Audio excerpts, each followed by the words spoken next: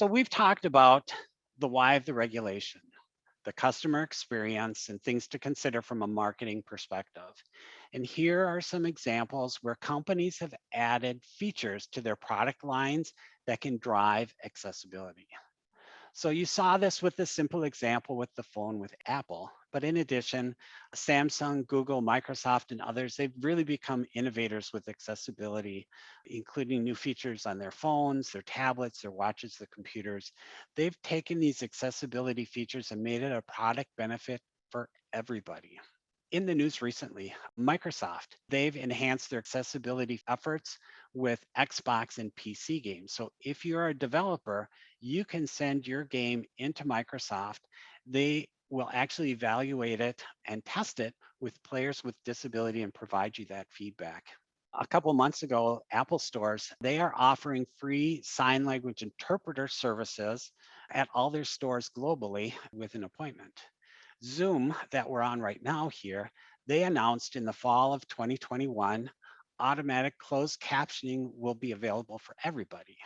And what's really nice about what Zoom is doing is that they promoted this with a quote. I thought this was just right on point. They said to provide a platform that is accessible to all of the diverse communities we serve. And that's really getting to the heart of accessibility. There are other things as well. The voice assistants like Alexa and Siri, they continue to develop and refine voice recognition. Bose, which you may recognize, they are sound speaker systems that you have in your home. They just entered the hearing aid market this month. So, trying to capture some of that older generation opportunity that's there.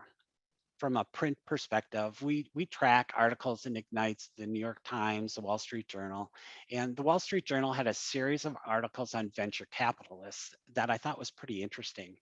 Of course, venture capitalists, they look at all investments and they target, innovative companies. But recently, accessibility has started to become part of their narrative. So the theory behind all of that is that when accessibility is integrated into investment strategies, it may offer investors potential long-term performance advantages. And part of that is the structure that's required for accessibility.